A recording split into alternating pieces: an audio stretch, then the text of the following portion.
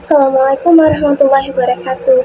Halo teman-teman, pada kesempatan kali ini kita akan membahas sebuah paper penelitian yang sangat menarik dan penting, yaitu mengenai kontribusi produksi padi terhadap ketahanan pangan di Provinsi Sumatera Utara pada tahun 2020 sampai tahun 2024. Topik ini sangat relevan dan krusial mengenai ketahanan pangan, merupakan salah satu pilar utama bagi pembangunan berkelanjutan di Indonesia, terutama di daerah-daerah yang sangat bergantung pada sektor pertanian. Penelitian ini dilakukan oleh 3 mahasiswa dari Universitas Al-Azhar Medan yang bernama Aulan Nadra Husna dan saya Lisdah Khairani Pakpahan dan teman saya Bunga Fadila, dan dibimbing oleh Bapak Umar Maya Putra SE MSI selaku dosen pengampu mata kuliah ini. Yuk sama-sama kita simak hasil paper kami.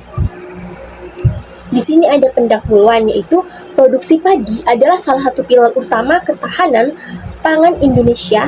Sebagai negara agraris, beras atau padi merupakan salah satu bahan pokok utama bagian besar penduduk. Sumatera Utara sendiri adalah salah satu provinsi yang memiliki potensi besar dalam produksi padi di luar Pulau Jawa. Namun, selama 5 tahun ada dinamika cukup menarik di Sumatera Utara. Produksi padi mengalami fluktuasi dipengaruhi oleh yang pertama itu ada perubahan iklim, alih fungsi lahan pertanian menjadi area industri atau permukiman. Yang ketiga itu faktor teknologi dan infrastruktur pertanian.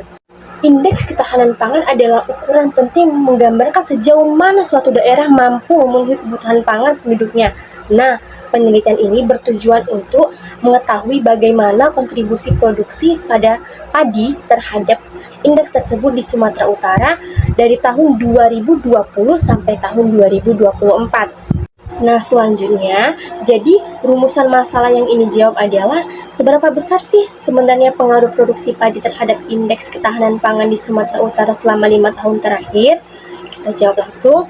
Tujuannya jelas, yaitu ada 3. Yang pertama, memantau perkembangan produksi padi dan indeks ketahanan pangan. Yang kedua, menganalisis hubungan kuantitatif antara keduanya. Dan yang ketiga, memberikan rekomendasi strategis untuk meningkatkan ketahanan pangan di masa depan. Selanjutnya kita masuk ke metode penelitian. Metode penelitian ini menggunakan pendekatan kuantitatif dan asosiatif dengan data sekunder yang diambil dari Badan Pusat Statistik, Badan Pangan Nasional, dan BMKG.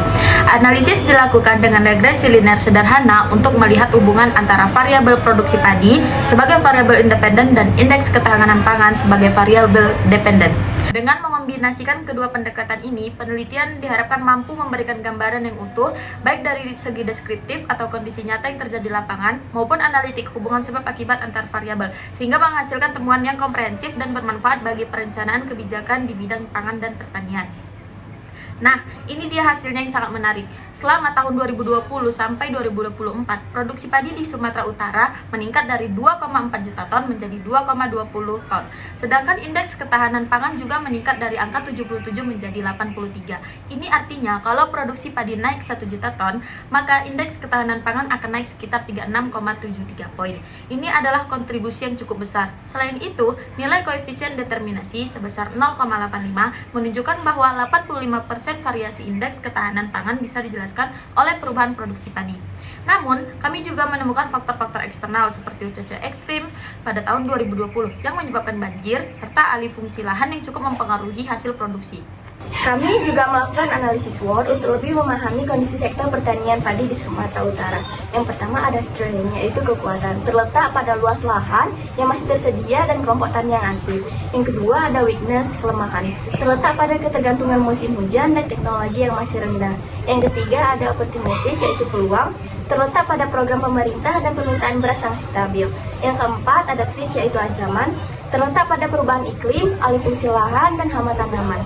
Rekomendasi kami untuk memaksimalkan kekuatan dan peluang dengan meningkatkan pelatihan teknologi pertanian serta memperbaiki infrastruktur irigasi untuk mengatasi ancaman cuaca ekstrim.